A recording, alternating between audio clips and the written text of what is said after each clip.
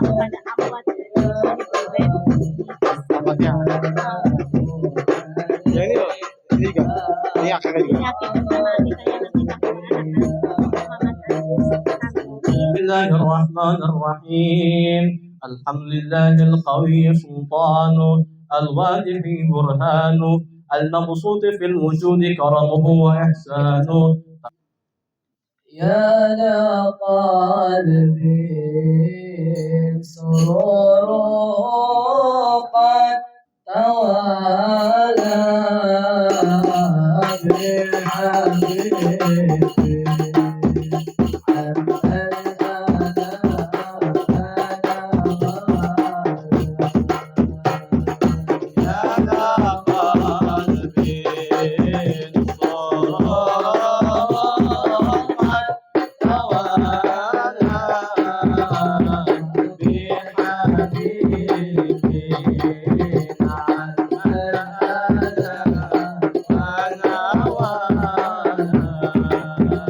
سبحان الله والحمد لله ولا إله إلا الله الله أكبر سبحان الله والحمد لله ولا إله إلا الله الله أكبر يا نبي سلام عليك يا رسول سلام عليك يا حبيب سلام عليك صلوات الله عليك أشرق الكون بديهانا في وجود المصطفى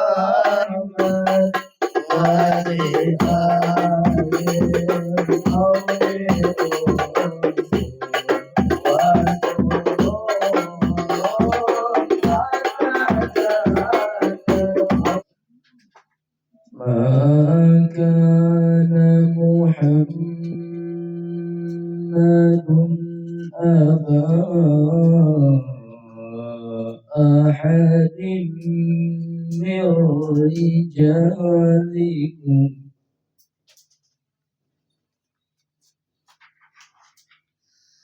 ولكن رسول الله وخاتم النبيين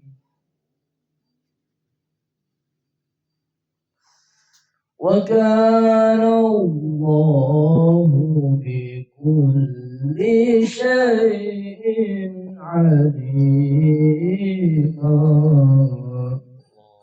بسم الله الرحمن الرحيم. Assalamualaikum warahmatullahi wabarakatuh. Waalaikumsalam warahmatullahi wabarakatuh. Alhamdulillahi rabbil alamin. والعاقبة لأهل التقوى واليقين ولا عدوان إلا على الظالمين. أشهد أن لا إله إلا الله وحده لا شريك له وأشهد أن سيدنا ونبينا محمدا عبده ورسوله. اللهم صل على فاطمة وأبيها وبعلها وبنيها وسر المستودع فيها بعدد ما أحاط به علمه. اللهم كن لوليك الحجة بن الحسن صلواتك عليه وعلى آبائه في هذه الساعة وفي كل ساعة وليا وحافظا وقائدا وناصرا ودليلا وعينا حتى تسكنه أرضك طوعا وتمتعه فيها طويلا برحمتك يا أرحم الراحمين. رب اشرح لي صدري ويسر لي أمري واحلل عقدة من لساني يفقهوا قولي. أما بعد. yang sama-sama kita hormati dan kita muliakan, sahibul bait mendau ade soraya kita ningsih keluarga yang saya hormati dan saya muliakan, seluruh hadirin para tamu undangan,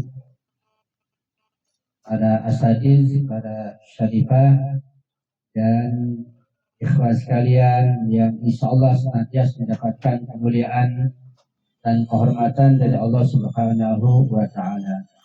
Amin ya rabbal alamin. Kita mari kita berkonsentrasi dan memusatkan perhatian kita untuk mengkaji sebagian daripada ilmu Ahlul Bait alaihi wassalam. Semoga para ma'asumin yang menyaksikan kita, Rasulullah yang membuat kita sejazalu alasan yang Allah hadir bersama kita, juga para malaikat yang hadir di dunia ini membantu kita untuk dapat memahami ilmu Ahlul Bait alaihi wassalam, insyaallah. Tadi kita mendengar tentang riwayat dari kitab Simtud Durar tentang kehidupan Rasulullah sejak lahir sampai perjuangan beliau. Cuma sayangnya kita tidak paham. Kita hanya membaca, mendengarkan tanpa memahaminya. Itulah salah satu kesalahan kita umat Islam, membaca sejarah dan riwayat Rasulullah, tapi kita tidak memahaminya, hanya membaca saja. Untuk berberkahan dari bacaan tadi itu sedikit saya mengutip apa yang tadi kita baca, yaitu setiap selesai baca satu riwayat kita mengatakan Allahumma salli wa sallim ashrafas salati wa taslim ala sayyidina Muhammadin raufir rahim. Ya kan? Jadi saya buka situ sedikit saja, karena nilai sholawat kita tergantung kepada pemahaman kita tentang sholawat yang kita baca. Bukan di pengulangan, tapi untuk penambahan dan pendalaman insya Allah. Artinya adalah Allahumma ya Allah salli wa sallim, sampaikanlah sholawat seluruh kebaikan, rahmat, hidayah, bantuan, rezeki, juga taslim kepada Rasulullah. Bahkan saya ada ungkapan asyrafas sholati wa taslim. Ada kata-kata asyrafas sholati wa taslim. Artinya kita minta kepada Allah agar Allah memberikan pada Rasulullah itu dan keluarganya yang terbaik, yang paling mulia, yang paling bagus dari salawat Allah kepada mereka. Dan at-taslim. Nah, di sini perlu kita bahas tentang mana at-taslim. Yang sering kita dengar adalah bahwa at-taslim itu ucapan salam. Padahal itu hanya satu sisi dari mana taslim yang rendah. Mana taslim? Karena ayatnya pun ayat salawat di surat Al-Ahzab ayat 56 Allah mengatakan yang sering kita baca, innallaha wa malaikatahu yusholluna 'alan nabi. Ya ayyuhalladzina amanu shallu 'alaihi wa sallimu. Ada taslim di sini wasallimu. Jadi tidak bisa dipisahkan antara sholawat dan taslim. Dan taslim ada dua makna. Yang pertama adalah mana salam. Itu mengucapkan salam. Ini sebagaimana ketika ayat sholawat turun kepada Rasulullah, sementara para sahabat Nabi belum tahu bagaimana cara mengucapkan sholawat. Sehingga sebagaimana datang kepada Rasulullah, ya Rasulullah, pada arafna salam alaika, kami sudah tahu salam pada engkau. Wa kaifa shollallahu alaika, bagaimana bersalawat. Kemudian Nabi mengajarkan, ucapkanlah Allahumma sholli ala Muhammad wa ali Muhammad. Allahumma sholli ala Muhammad wa ali Muhammad. Itu salawat yang Rasulullah ajarkan kepada para sahabatnya dan kepada kita semuanya sejak saat itu sampai sekarang. Itu asal salawat, tidak ada sayyidinnya.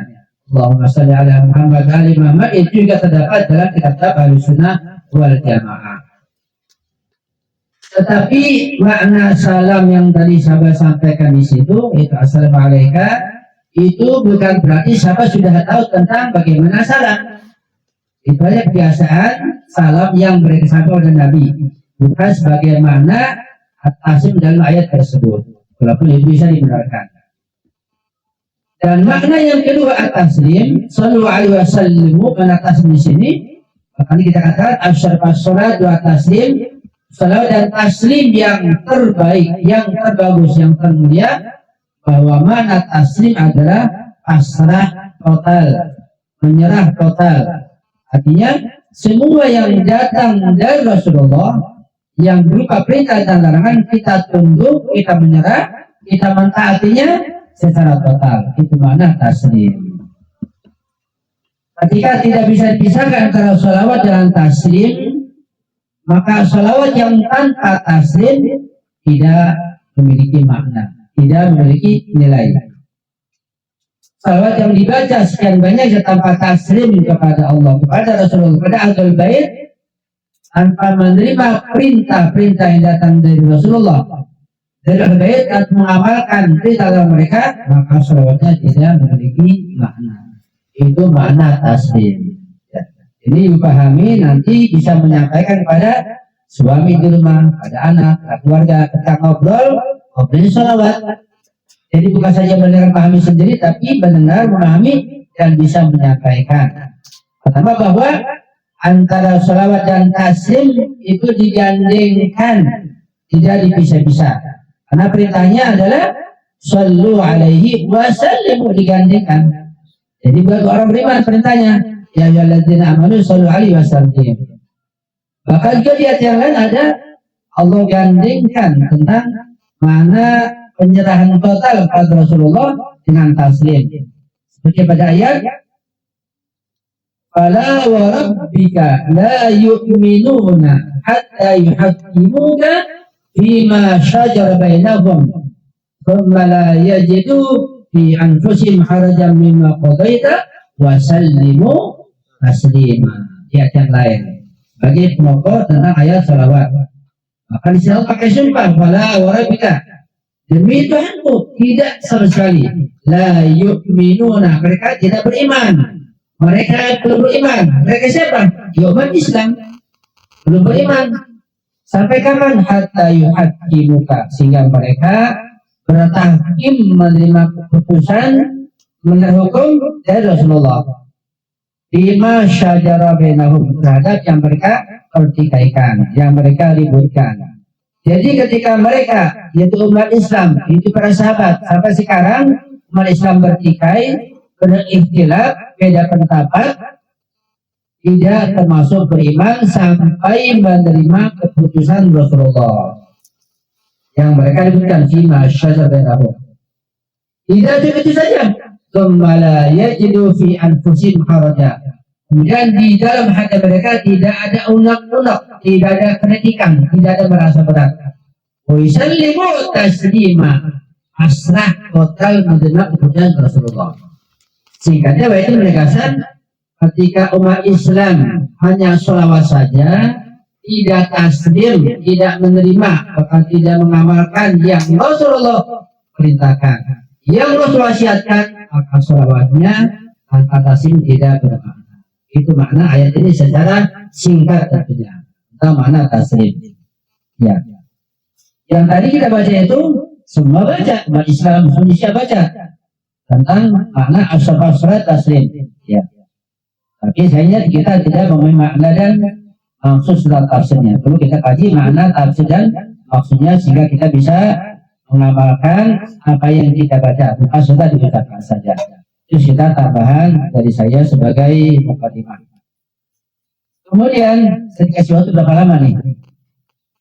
Saya sudah menyiapkan catatan di sini apa yang ingin saya sampaikan. Saya ambil tafsir ayat dari surat Al-Anbiya ayat 107 yang bunyinya a'udzubillahi minasyaitonir rajim. Wa ma arsalnaka illa rahmatan lil alamin. Ini ayat sering dibaca pada acara-acara maulid. Surat Al-Anbiya ayat 107. Saya ambil dari tafsir Al-Mizan juga tafsir Al-Amsal dan dari kitab Jami'us Sa'adat. Dan secara singkat dan bagus saya akan sampaikan tafsir dan maknanya insyaallah.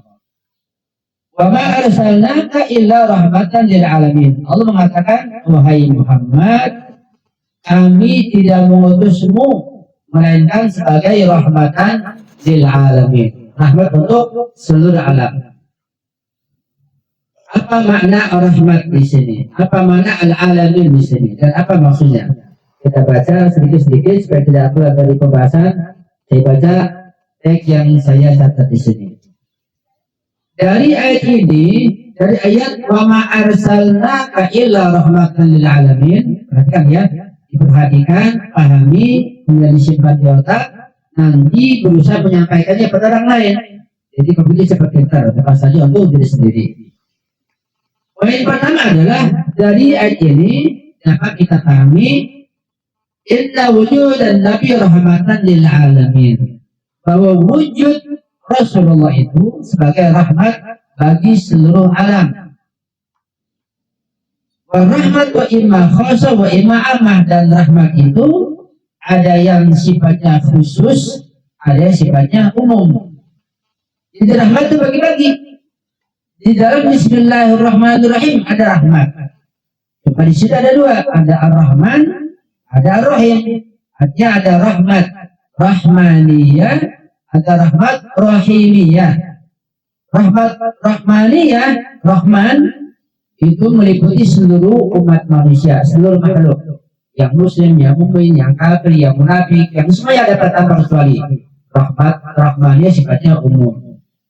Ar-Rahim, rahmat rahimiyah khusus buat orang yang beriman nanti di surga. Kita belum dapat, karena kita belum meninggal. Sejak alam barjah meninggal dunia sampai akhirat kita mendapat rahmat rahimiyah. Tapi rahmat rahmaniyah kita sudah dapati di alam dunia ini sampai kita masih hidup. Itu makna Ar-Rahman dan Ar-Rahim. Apa makna rahmat khusus dan rahmat umum? Dan apa contohnya? Bahkan baik-baik. Misalnya ada beberapa contoh tentang rahmat yang Allah khususkan hanya untuk Rasulullah, untuk Nabi kita. Apa contohnya? Misalnya wujud Sayyidah Fatimah Az-Zahra sebagai Sayyidatun Nisa'il Alamin, penghulu para wanita di seluruh alam. Bahkan Az-Zahra alaihissalam penghulu seluruh wanita dunia dan akhirat. Luar biasa. Jadi Az-Zahra alaihissalam bukan saja penghulu di dunia, bahkan di surga beliau sebagai penghulu seluruh makhluk. Luar biasa.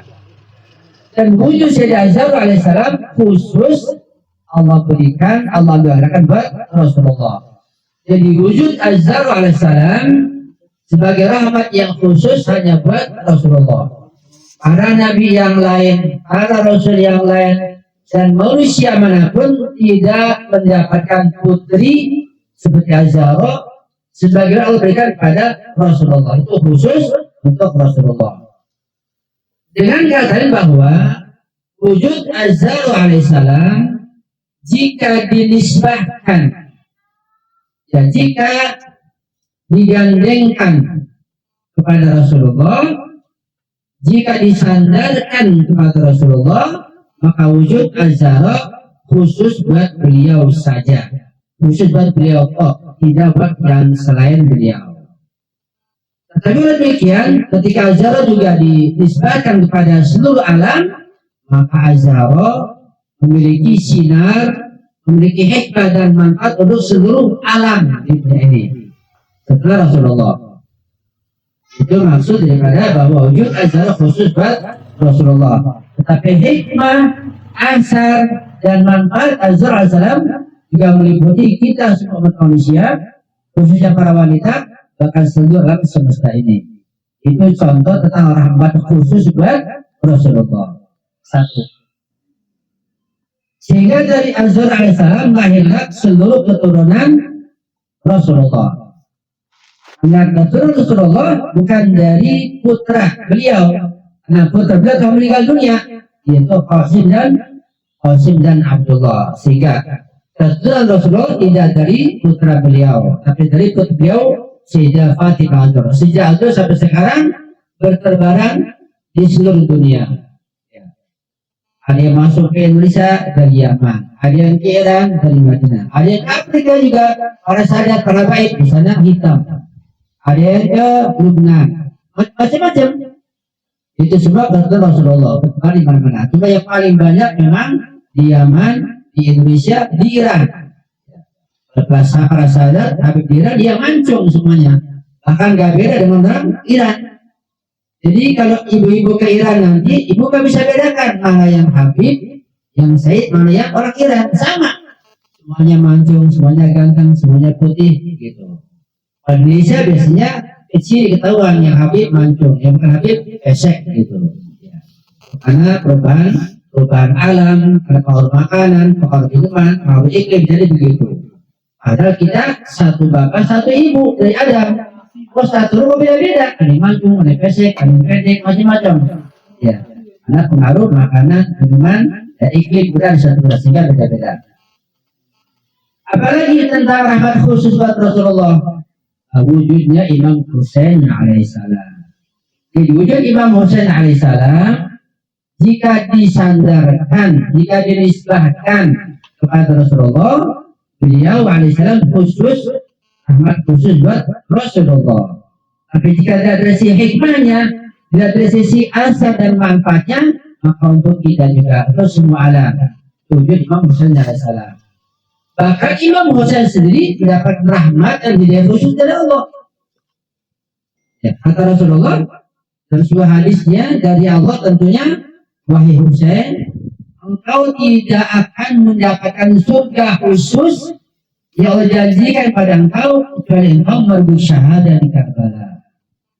Jadi berkat bersyahadah di Karbala, Imam Husain mendapat rahmat khusus, yaitu surga khusus buat beliau.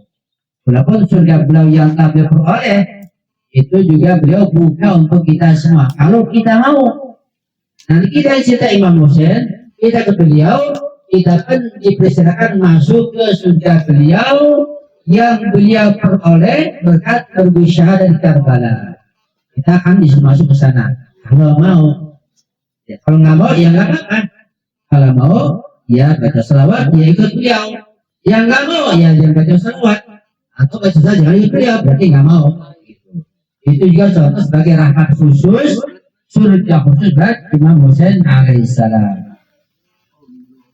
Adapun di sini yaitu rahmatan lil alamin, wa ma arsalnaka illa rahmatan lil alamin.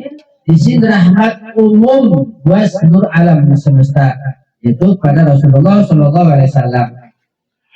Artinya bahwa wujud Rasulullah itu memberikan sinar, anugerah, manfaat secara umum untuk seluruh alam. Makanya Allah ucapkan lil alamin. Nah, makna lil alamin di sini, kalau alamah Allah mengatakan itu seluruh umat manusia, cuma tidak detail. Tapi kalau kita baca di ayat yang lain, di tafsir yang lain, di kitab yang lain, di riwayat yang lain, maka dapat kita simpulkan bahwa lil alamin itu seluruh alam. Bahkan sejak sebelum Rasulullah dilahirkan. Misalnya ada hadis yang menyatakan kata Rasulullah, kuntu nabiyyan wa adam bainatin wal ma. Aku sudah jadi nabi sementara Adam masih dalam bentuk adonan, masih dalam bentuk air dan tanah, belum jadi nabi, belum jadi manusia. Adam itu nabi sudah jadi nabi di alam dar, di alam arwah. Nabi sudah jadi nabi, sudah di alam ruh. Padahal fisiknya belakangan. Fisik Nabi lahir setelah jauh Nabi Adam, bahkan dia terakhir. Tapi beliau sudah jadi Nabi di alam ruh jauh sebelum Adam diciptakan. Itu maknanya berarti bahwa Rasulullah rahmatan lil alamin meliputi juga rahmat beliau untuk seluruh Nabi, untuk seluruh Rasul. Dan dikuatkan dengan hadis yang bahwa awalu ma khalaqallahu nuran nabiyyika ya Jabir. Kata kepada Jabir bahwa makhluk pertama adalah nur Nabi wahai Jabir. Jika berikan bahwa wujud Rasulullah sebagai rahmatan lil alamin bukan saja setelah Rasulullah, Akan sebelum Rasulullah, para nabi, para rasul, dan seluruh makhluk mendapat rahmatan dari Allah lewat Rasulullah. Itu maknanya. Dan makna lain lebih lagi bahwa tidak ada setetes rahmat pun yang datang pada alam semesta ini melainkan lewat Rasulullah. Baik sebelum Rasul lahir maupun setelah Rasul lahir, itu lebih dalam lagi. Tentu hadis ini tidak akan dipahami oleh orang Wahabi yang anti filsafat, mustahil. Kita memakai filsafat jika kita pahami tentang bagaimana nur Rasulullah, ruh Rasulullah yang sangat luas, sangat dalam. Jadi wujud Rasulullah rahmatan lil alamin. Apa wujudnya? Wujudnya dengan perintahnya, dengan larangannya, dengan agamanya, ajarannya, akhlaknya ada. Semua yang beliau bawa adalah rahmatan lil alamin. Sehingga beliau itu bagaikan matahari yang senantiasa bersinar dan akan padam sinarnya. Kita matahari tanpa kecuali untuk menyinari seluruh alam. Siapapun yang membuka jendela, siapapun yang keluar, siapapun yang melek akan terkena sinar matahari. Jadi kalau di pagi hari, di siang hari kita di rumah saja, kita tutup jendela, yang salah bukan mataharinya, yang salah kita, kenapa tutup jendela, kenapa nggak keluar? Begitu, matahari menyinari dirinya untuk semuanya. Wujud Rasulullah bagi matahari menjadi untuk seluruh umat manusia, bahkan untuk seluruh alam. Yang tidak menerima bukan salah Rasulullah. Salah orang itu kenapa tidak menerima sinar dari Rasulullah. Maka kata syair katakan, kata Rasulullah, anta syamsun, anta badrun, anta nurun, fauqa nuri. Ini luar biasa pujian kepada Rasulullah. Cuma saja kita tidak paham. Anta syamsun, kalau di balaghah ini namanya baligh. Bisa dua makna dalam balaghah. Bisa anta syamsun maknanya anta kasyamsi, pakai kata tasbih dalam balaghah. Bisa anta syamsun dalam pengertian yang langsung. Nah, pakai tasbih namanya tasbih baligh itu. Artinya betul-betul Rasulullah memiliki kesamaan dengan matahari, bahkan lebih dari itu. Anta badrun, hujjah bulan purnama, atau kal badri. Anta nurun kau nuri. Di dalam tafsir Syekh Makarim beliau menjelaskan tentang bahwa wujud Rasulullah sebagai rahmatan lil alamin. Beliau mengumpamakan di kitab tafsir Amsal atau Makam Misraji. Sebagaimana rumah sakit dan beliau, rumah sakit itu dibangun yang di dalamnya banyak para dokter, para ahli di dalam masing-masing, dan juga dengan obat-obatan yang lengkap. Itu untuk memberikan kemanfaatan dan kesembuhan buat semua masyarakat yang datang ke situ. Jadi kalau di masyarakat ada orang yang sakit tidak ke rumah sakit, yang salah siapa? Yang salah bukan penyedia rumah sakit. Rumah sakit yang menyediakan ada obat-obatan, ada dokter yang datang akan diobati, akan berobat di situ. Yang salah yang sakit kalau tidak berobat. Atau dia begitu. Jadi Rasulullah wujudnya sebagai rumah sakit yang menyiapkan semua obat-obat yang datang pada Rasulullah akan sembuh, akan sehat. Yang tidak datang dia akan sakit, sehingga akibatnya akan terjerumus dalam jurang api neraka jahanam. Nauzubillahi min dzalik. Itu wujud Rasulullah sebagai rahmatan lil alamin. Yang jelas bahwa mana rahmatan di sini melingkupi seluruh alam semesta. Bahkan kita mengkaji nanti di hadis kisah lebih dalam lagi. Dan coba lagi sayangnya lagi kita baca hadis kisah berulang-ulang, kita baca, kita tidak paham, kita tidak mau dibahas, maknanya dalam sekali, dan kita tidak mungkin dapat memahami tanpa mengkaji filsafat tentang hadis kisah. Luar biasa, karena semua alam semesta, adanya surga, adanya neraka, adanya yang lainnya tidak diciptakan melainkan karena Rasulullah, karena ahlu baitnya. Itu namanya rahmatan lil alamin. Ya. Kemudian tentang rahmatan lil alamin, ketika dikatakan bahwa wujud Rasulullah rahmatan lil alamin, maka kita perlu melihat apa yang beliau bawa, apa yang beliau pesan. Kata Allah, wa ma ataakumur rasulu fakhudhuhu wa ma nahakum anhu fantahu. Apa saja yang datang dari Rasulullah kita terima, dan yang dilarang oleh Rasulullah kita tinggalkan. Ini pesan Allah dalam Al-Quran. Tapi sayangnya umat Islam sejak masa sahabat Nabi, khususnya sejak masa beliau wafat sampai sekarang, banyak yang tidak atau pura-pura tidak tahu atau tidak ingin tahu tentang ayat ini firman Allah. Allah telah mengatakan, wahai umat Islam, wahai umat manusia, semua yang didatangkan, yang dibawa, yang disuruh oleh Nabi, terima, laksanakan, dan jangan tinggalkan. Itu sangat disayangkan sebagian besar orang Islam memilih sesudah seleranya. Yang dia sudah keseleranya, dia sudah dengan pemimpinnya, maka dia tinggalkan. Yang sesuai diamalkan dan diikuti. Sayangnya sehingga kita timbul ikhtilaf dan ketika tidak berjalan sampai sekarang. Ayat dengan tegas mengatakan demikian. Kemudian kelaziman dan kemanusiaan pada rahmatan lil alamin ini adalah kenikmatan dari Allah. Itu rahmat itu adalah nikmat dan nikmat wajib kita syukuri. Nah, ketika kita baca ayat ini maka kita harus bersyukur pada Allah Subhanahu wa taala. Artinya bahwa ketika kita merayakan Maulidur Rasul Nabi sebagai rahmatan lil alamin, maka kita harus bersyukur kepada Allah Subhanahu wa taala karena Allah telah mengutus Nabi yang kepada kita sebagai rahmatan lil alamin. Nah, cuma masanya apa makna bersyukur? Apa hakikat bersyukur? Kita ngaji sekarang tentang makna bersyukur. Rekan baik-baik, ini ada di kitab Jami'us Sa'adat. Sedikit saja saya kutip tentang makna bersyukur. Kalau dikaji semuanya tentang rukun syukur ada 6, nggak mungkin, waktunya nggak cukup. Nah, hakikat syukur itu kata beliau, kata Al-Allamah Sayyid Muhammad An-Niraqi untuk kitab Jami'us Sa'adat, bahwa hakikat bersyukur pertama adalah idfanun ni'mah minal mun'im. Pertama, bersyukur adalah pertama kita mengetahui bahwa nikmat yang datang kepada kita itu adalah dari Allah Subhanahu wa taala. Dan bahwa perantara-perantara yang banyak itu sehingga sampai pada kita itu hanya perantara-perantara yang Allah gerakkan hati mereka sehingga sampai pada kita nikmat tersebut. Sehingga kalau kita mendapat nikmat lahiriah atau nikmat jasmani, nikmat badan, makan, minum, tentu dengan perantara sangat banyak. Nah, dengan mulai ini perantara, jangan sampai kita mandul pada perantara. Misalnya, ketika dapat nikmat berupa makanan, minuman, kita yakini ini kita peroleh dengan perantara tuan rumah, perantara misalnya dari masakan, dari ibu dan seterusnya, tapi sumbernya dari Allah Subhanahu wa taala.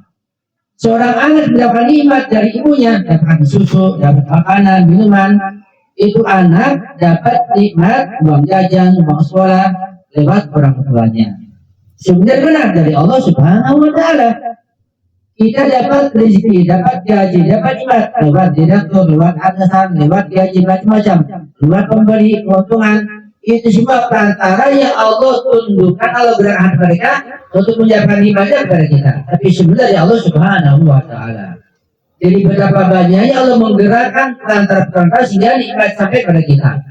Sehingga sepiring nasi bagi nikmat pada kita itu yang kita makan, perantara siapa? Ya orang di dapur yang memasak, perantara toko atau warung yang penjual beras, perantara penjual beras sampai ke warung, bulog misalnya. Perantara itu sampai kepada petani, sampai perantara air, hujan dan seterusnya, bahkan perantara para malaikat yang menumbuhkan padi. Itu banyaknya. Itu perantara semuanya. Sebenarnya dari Allah Subhanahu wa taala. Jadi semua nikmat itu ada perantara. Tapi perlu diingat bahwa ada perantara lahiriah, ada perantara maknawiyah. Ada perantara zahir, ada perantara batin. Nah, perantara lahiriah ya orang-orang itu atau orang yang bekerja atau yang nampak kelihatan, tapi perantara ma'nawiyah, perantara rohani adalah imam zaman Rasulullah. Jadi bahwa Rasulullah dan para ma'sumin dan imam zaman sekali mereka perantara nikmat-nikmat ma'nawiyah lahiriah yang sampai pada kita. Karena itu adanya nikmat di seluruh dunia sekarang ini karena berkatnya imam zaman, berkatnya para imam maksud, berkatnya Rasulullah. Betapa mana rahmatan lil alamin sangat luas, sehingga sengaja dan tidak sengaja, sadar tidak sadar bahwa rahmatan lil alamin juga meliputi buat orang-orang yang kafir, yang musyrik, yang munafik dan kita semuanya. Kita sudah dapat rahmatan lil alamin. Itu makna luas rahmatan lil alamin. Jadi bersyukur adalah kita menyadari nikmat yang datang pada kita dari Allah, walaupun ternyata sangat banyak. Yang kedua, rukun syukur adalah kita bergembira, al-farah bihi. Sesudah bernikmat tentu dia bersyukur pada Allah. Dan syukur itu artinya kita menggunakan nikmat tersebut dalam ketaatan pada Allah Subhanahu wa taala. Dan gembira itu kerjaan hati, sehingga gembira adalah bagian daripada syukur qalbi. Karena itu tentang mana sholawat, mana taslim, mana syukur didapat daripada 3 bagian. Ada sholawat lisani, sholawat qalbi, sholawat amali. Syukur ada syukur lisani, syukur qalbi, syukur amali. Ya. Sehingga ketika itu dibahas secara lengkap dan kita amalkan, maka sholawatnya punya nilai. Sholawat bukan di lisan saja, ada sholawat lisani di lisan. Sholawat qalbi, ada ilmu di hati, ada kepeserahan, ada ketaatan daripada keluarganya. Ada sholawat amali, kita mengamalkan perintah Nabi dan perintah Ahlul Bait. Itu sholawatnya berarti diterima dan lengkap. Syukur ada syukur lisani, alhamdulillah di lisan kita. Ada syukur qalbi, hati kita ada ilmu, ada kepatuhan. Ada syukur amali, nikmat yang kita terima kita gunakan dalam ketaatan pada Allah Subhanahu wa taala. Jadi zikir apapun ada lisani, ada qalbi, ada amali, termasuk sholawat. Jangan lupa. Jadi sholawat jangan saja didendangkan, dilakukan, suara indah, dikurkan. Ingat, sholawat ada lisani, jangan saja ada qalbi, ada amali. Dan makna sholawat qalbi dan amali tidak pernah selesai untuk kita kaji seumur hidup, terus meningkat. Nah, semakin meningkat ilmu kita mengkaji sholawat qalbi, sholawat amali, akan meningkat pula sholat kita kepada Allah. Dan ketika sholat kita meningkat, dengan meningkatnya ilmu kita di hati tentang sholawat, meningkatnya amal kita tentang sholawat, maka semakin meningkat kita dengan Rasulullah. Dan kita bukan saja mendapat syafaat Rasulullah, bahkan kita pun bisa memberikan syafaat kepada yang lainnya. Ya. Yang terakhir saya ingin sampaikan bahwa yang sangat perlu kita pahami adalah bahwa wujud diri kita ini, karena kita berwilayah, wujud kita ini memiliki nilai dan harga yang sangat tinggi. Jadi wujud diri kita ini dengan roh kita, seorang diri kita, nggak bisa disamakan dengan nilai dunia dan sisinya. Bahkan wujud diri kita nggak bisa disamakan dibandingkan dengan ribuan kali dunia dan sisinya, nggak bisa dibandingkan wujud diri kita. Kenapa demikian? Karena wujud diri kita ini dengan wilayah yang kita miliki, kita bisa membantu orang-orang tua kita di alam barzah. Sekarang ini kalau kita minta tolong pada Rasulullah, karena kita berwilayah, kita bilang pada Rasulullah, ya Rasulullah, tolong dong kunjungi jenguk orang tua saya di alam barzah meninggal. Pasti Rasulullah akan menjenguk. Itu kita yakini, karena kita berwilayah. Kalau kita minta pada Imam Husain sekarang, wahai Imam Husain, tolong lihat ayah saya, ibu saya di alam barzah, memberikan syafaat. Imam Husain tidak segera akan datang ke alam barzah menemui orang tua kita, ayah kita, ibu kita, dan memberikan syafaatnya. Baik syafaat untuk menyelamatkan, tapi syafaat untuk meningkatkan derajat di surga. Itu wujud diri kita. Jadi nilai diri kita sebagai perantara keselamatan orang di alam barzah. Baik orang tua kita, family kita, bahkan sahabat kita pun, teman kita bisa kita tolong sekarang ini yang sudah meninggal dunia. Ini tentu kajiannya sangat dalam dan nggak mungkin kita bisa detail di sini. Yang penting kita yakin bahwa wujud diri kita ini punya nilai sangat tinggi di sisi Allah Subhanahu wa taala, sehingga kita bisa memberikan syafaat untuk orang yang masih hidup juga yang telah meninggal dunia, insya Allah. Itu saja barangkali yang bisa disampaikan. Kalau waktu juga tidak mungkin, mudah-mudahan yang sekelas ini dapat meningkatkan ilmu kita, iman kita, dan amal kita pada Allah Subhanahu wa taala. Amin ya rabbal alamin. Dan kita berdoa semoga kita yang berwilayah ini juga kita tularkan kepada anak-anak kita, anak cucu kita, ada teman kita, tangga kita, sehingga semua berwilayah. Karena namanya nikmat wilayah itu sebagaimana angin bah tidak mungkin tidak akan sampai, pelan-pelan akan sampai dan akan mengalir terus kebenaran ini. Nah, kita sadar bahwa setelah kemenangan Palestina dan Palestina pasti akan menang, akan semakin nampak betapa akan cepat mengalirnya wilayah ada kepada seluruh dunia, insya Allah. Sehingga wujud Imam Zaman akan hadir, dapat mengatakan keadilan, kesejahteraan ke seluruh dunia, insya Allah. Itu sifatnya pasti dan mungkin jadi. Ya, insya Allah. Kita mendapatkan anugerah nikmat bisa juga imam zaman. Amin ya rabbil alamin. Jadi saya terima kasih banyak. Semoga ini dapat berkat semuanya. Jika ada kekurangan mohon dimaafkan, saya mohon diampuni, dimaafkan. Saya akhiri. Wassalamualaikum warahmatullahi wabarakatuh.